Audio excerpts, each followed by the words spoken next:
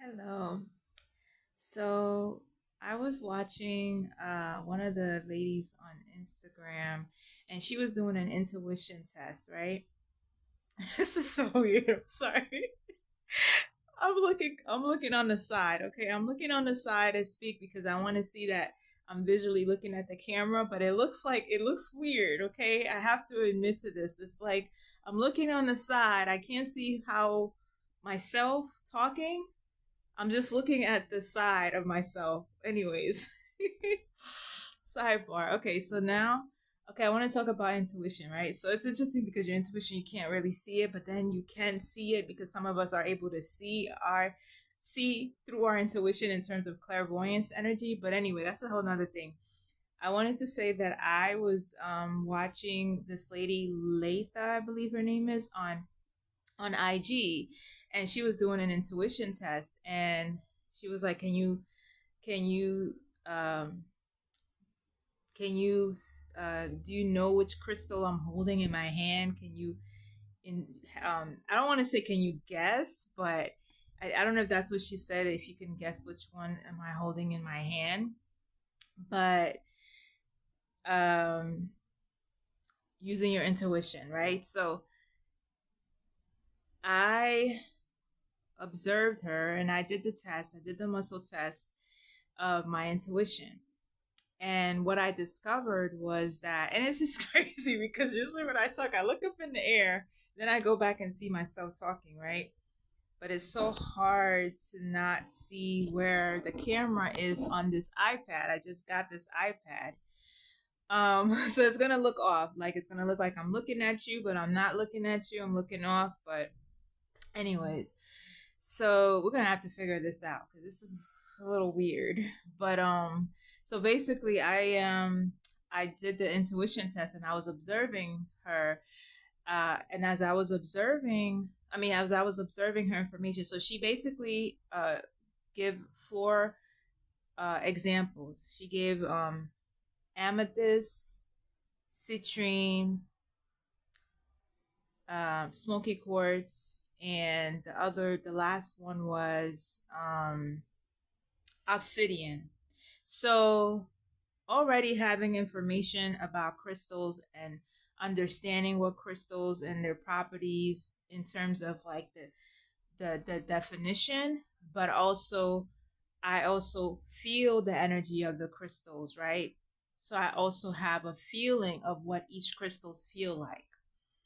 And also my intuition picks up on people's energy, picks up on the vibe, picks up on the person and how they look and how they show themselves, how they carry themselves. So as she was speaking, and she was like, can you tell which crystal, I think she said, can you tell which crystal I have in my hand? And already I got a little nervous at first because I was like, I want to make sure that I have the right one. I'm able to define the right crystal.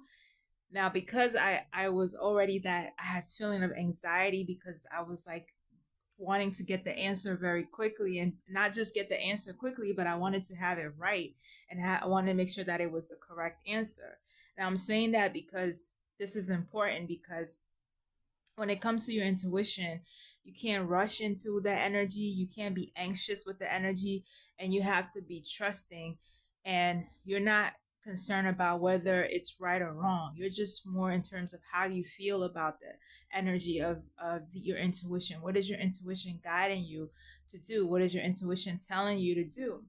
So already, since I was, and the thing is also being in the space of still and not doing anything else, meaning that you can't be distracted with other things. I was driving as she was speaking, so I wasn't direct. I saw her, but then I was in and out while looking at the road and, just seeing her glimpses.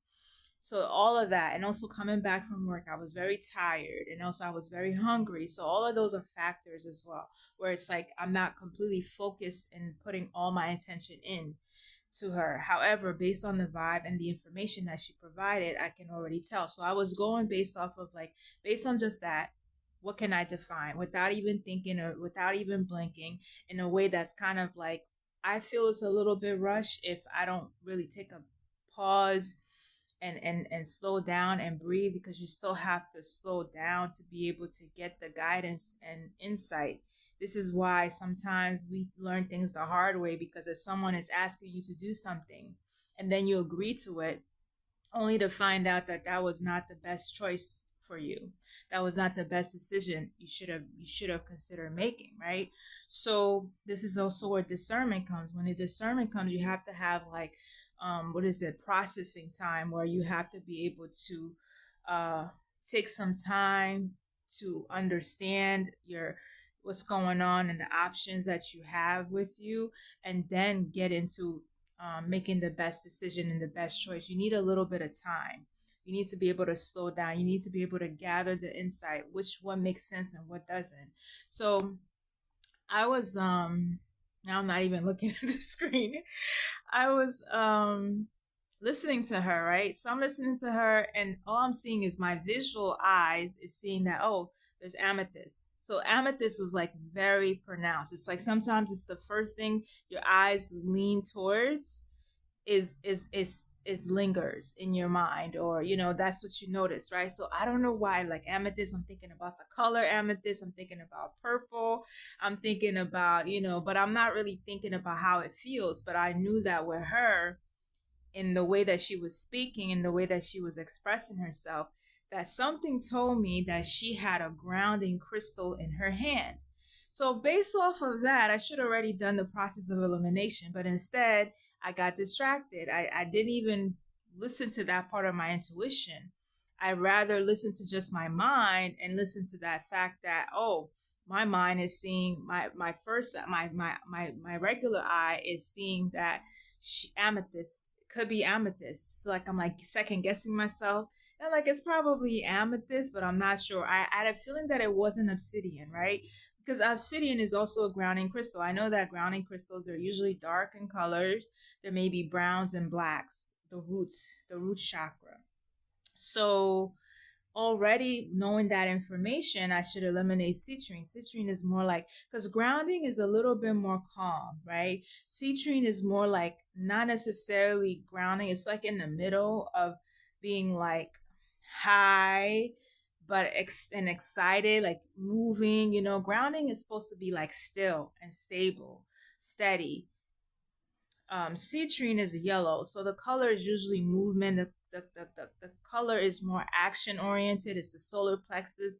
It's like you being hyped. Then amethyst is like it's calm, but it's more of like a calming of like you're up there in the sky. Like you're not grounding in the ground like that. You're not planted on the ground. You're literally like in your dream state, remembering your dreams. It's really helping with the crown chakra area.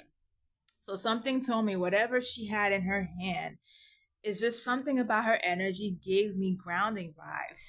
But I didn't think it was obsidian, because obsidian, I know it's like a very strong crystal. Something told me there's a little bit of softness with her, the way that she's communicating and things like that. I just like something about the crystal. I just know that it can't be that strong, because I feel like between obsidian and smoky quartz, obsidian is the strongest, because smoky quartz is not just like it's not all the way dark black. It has browns in it, black, but it's also clear because it's quartz, right?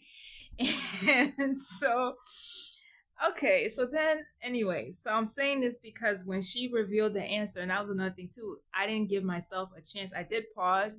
I parked my car and I listened, but I should have rewinded it and take a moment just to keep um intuiting what I feel the crystal is for her, and just trusting it. And I think that because I was like, oh, I'm trusting it, let me just not second guess it, let me just go with the first thing that I think about. Sometimes it doesn't always work in the favor, right? So, what I'm saying that to say that in order to be able to know your intuition, you have to use the feminine and the masculine energy. So you have to know the feminine of your emotion and your feeling about what you feel. The information that is coming up for is your crystal is coming up. What crystal is coming up, right? Then you also have to use the masculine energy of knowing a basic information about crystal properties in general. Holding a crystal. You may even want to do this exercise And based on the four that she divined, the four crystals she mentioned, having those crystals at hand and you feeling it yourself, what do each of these crystals mean, right? What do they, even not even knowing the definition, how does it feel in your hand, being able to define it that way.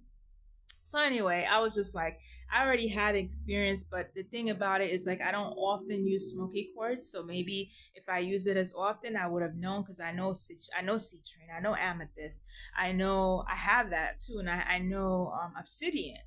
But smoky quartz was the one that I didn't really have a strong feeling around. However, I knew that it was grounding crystal.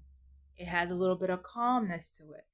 It never occurred to me that that could be the answer, right? So this is good. This is good. So when I was watching her, it just made me realize that, okay, it's like a multiple choice question too. It's like sometimes on an exam, you may feel like this is the answer to the question.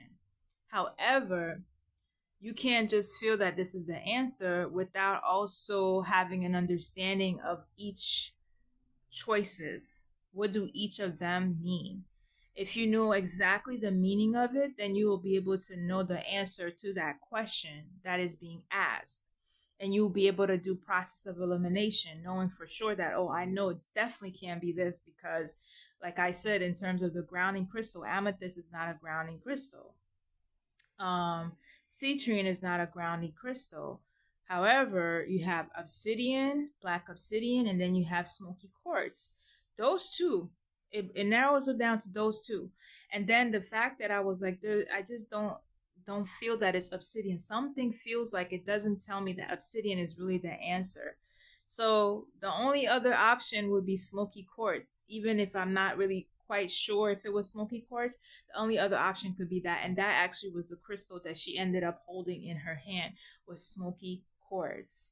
So I'm saying that because in order to be able to have uh a sense of understanding and knowing into certain things, you have to really understand how your your body is communicating to you in clairsentient way, right?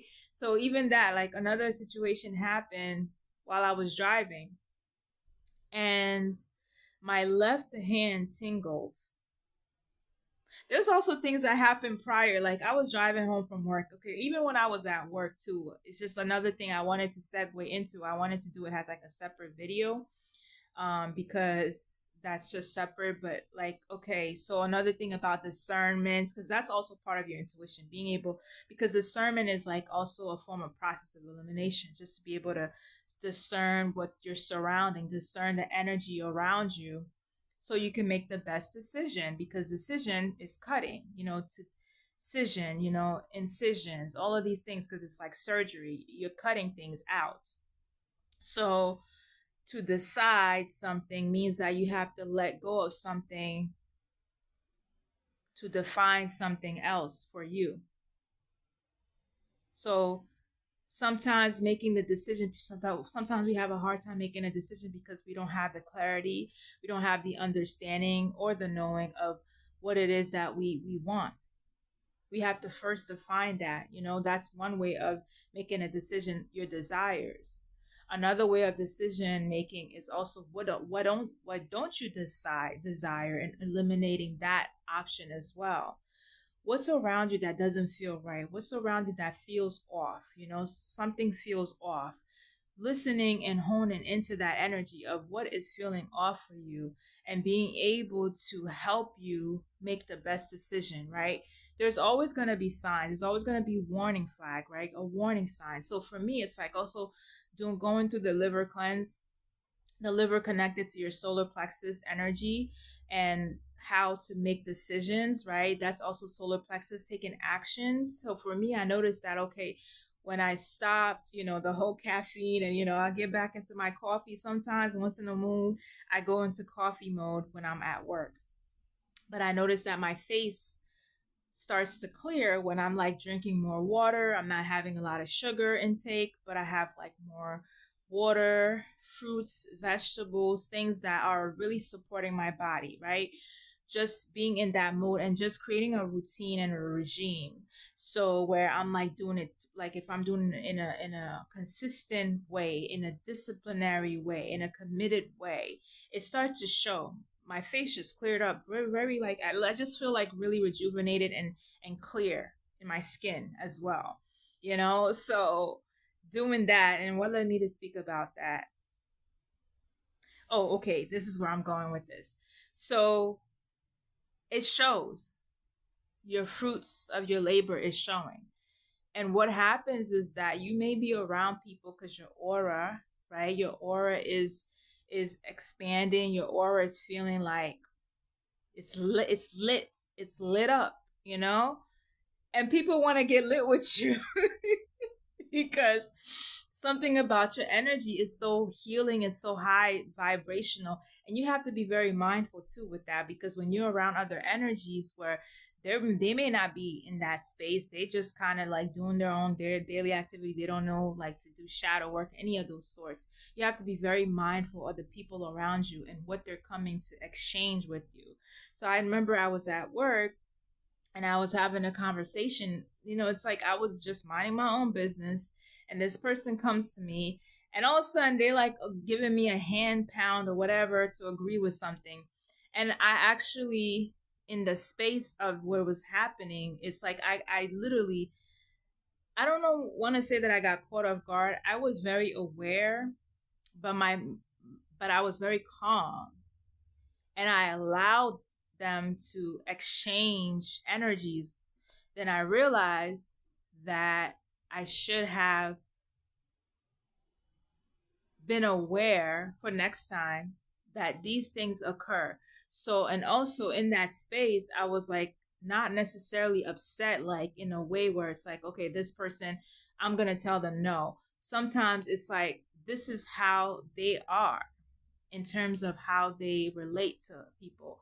So sometimes they may not necessarily understand you on that level, but if you are aware of that person in hindsight, then you'll know better to pivot. You maybe, have a great, you don't even have to be like, this shouldn't have to be, this shouldn't have to be moments where you have to end up saying no.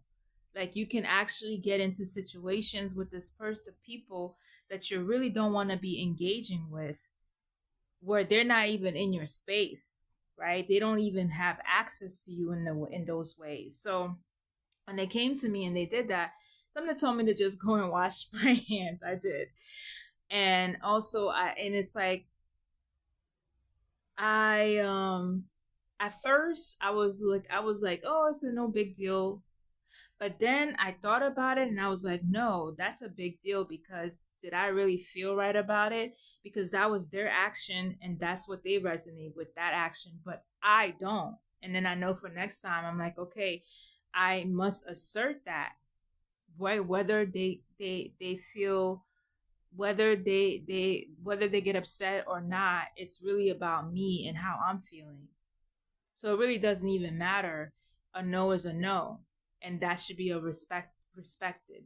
And if it's not respected, then what will be the point of even exchanging with that energy anyway? Why would I want to engage with an energy like that, right? Because they aren't understanding. So why would I want to mingle with someone that is that energy of maybe combative, or maybe not really, just feeling about themselves and not really considering other people.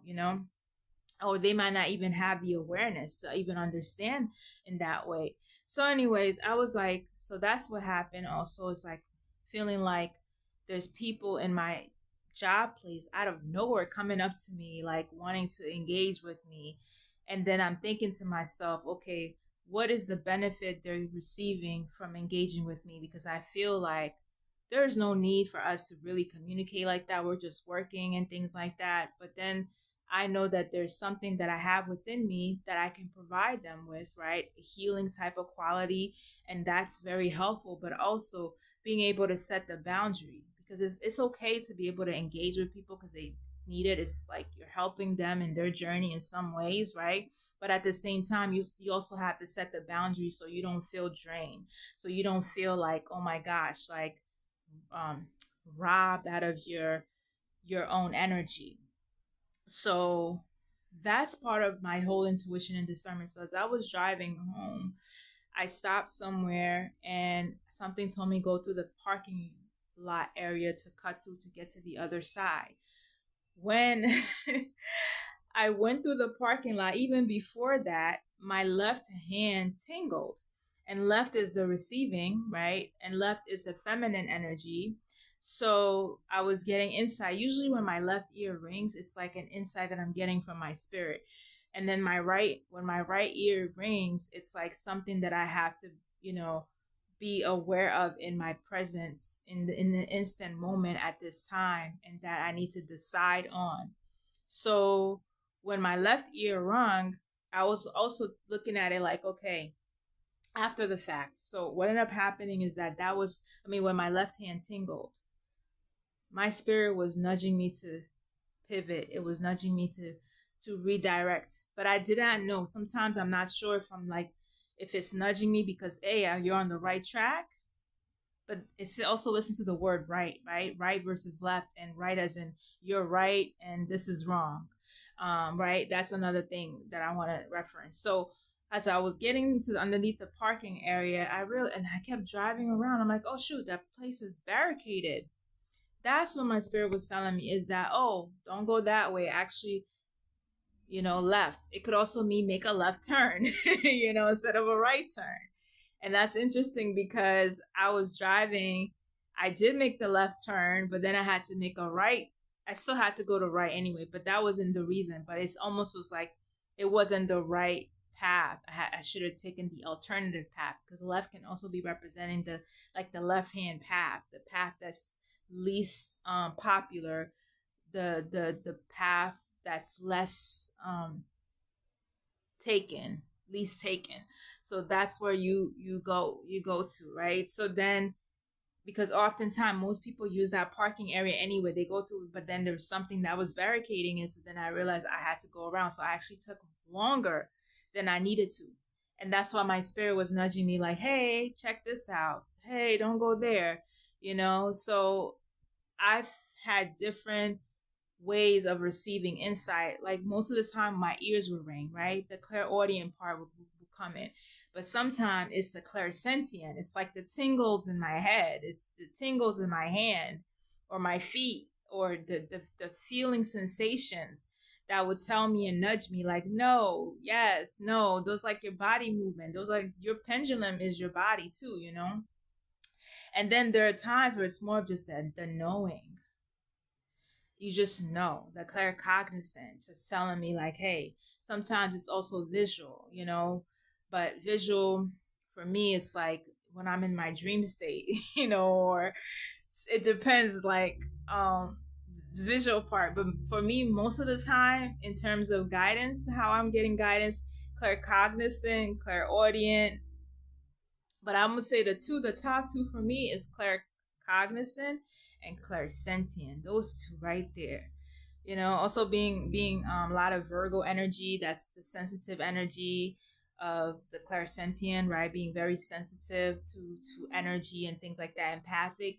So that's how I receive my insight. So anyway, back to the intuition. So okay, so the whole point of that was like, okay, so my left hand was so I was being guided by a feminine energy being present.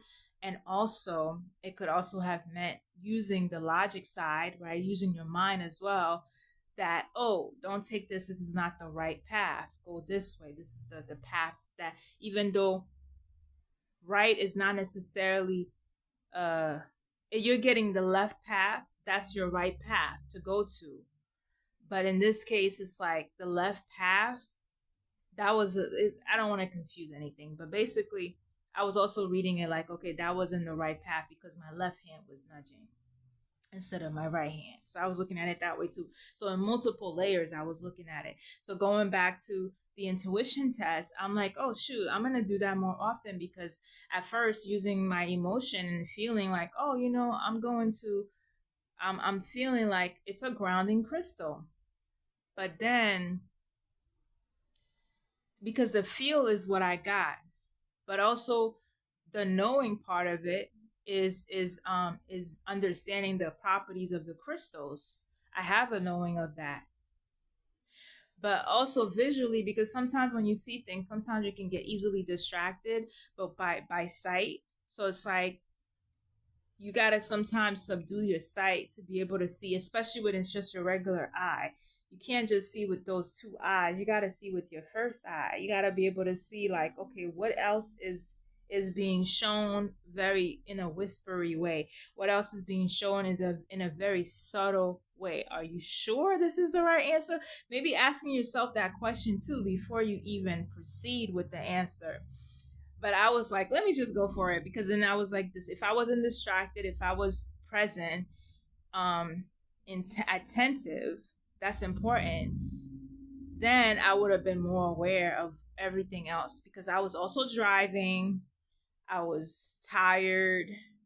I was like, a lot of things was going around me. There's inputs of energies around, and then I'm listening, but I'm not necessarily like fully listening, right? So it's like made me think like, okay, I got to do more of this so that I can start seeing my intuition really speaking to me. Because sometimes I tend to interpret. Also, what I learned too is that the way that I receive guidance a lot of time is after work, when I'm really, really tired. Like my body is completely tired and done, to the point where now I'm listening to my inner guidance, to the point where now I can really listen to spirit. I can get in the meditative zone in a very quick way, without resistance. I can get to bed. So sometimes I like those times, and spirit's telling me like those are the times that you want to share your guidance and insight. And I actually made a recording about this the other day, and I used my phone, but I didn't have enough space, so I voice recorded it, and I may just very well post it in an edit. So shout out to that young lady that sent the testing on her IG, and I was like, I gotta do more of those, my own testings of that, and I wanted to share it with you because I wanted to like let y'all know that your intuition is always speaking to you, and you have to be able to divine and interpret what the meaning of that is. And there's nothing fetch about it. So when I was like, oh, it feels like it's a grounding crystal, but why did I dismiss that, right? Like I should have been able to been like using that information, that I feel like she's holding a grounding crystal. And there are, not to say amethyst isn't grounding, it could also have some grounding sense to it, but there's other crystals that are more grounding than amethyst. The more ground, because when you even think about the word grounding is something that's stable, that's on the ground, like that stays steady, stability, foundational, strong, firm. What can you think of those things? When you've been looking at the crystals, you'll know like, okay, obsidian, smoky quartz, those two are the top grounding crystals, right? And it's like, what if it was more for me, if they were like they were very excited and bubbly and very, very like awake. Then I would have been like, oh, okay, because each of the crystals are a little different. Like amethyst is different from citrine. Amethyst is like more like namaste, let's go do some yoga, meditation, let's go there, okay? Whereas citrine is kind of like, nah, we about to be life of the party, we about to go out, we about to have fun, let's go biking, let's go running, let's go skating, let's jam to some music. It's all about movement with citrine. Citrine's like, let's make those decisions, let's make that money.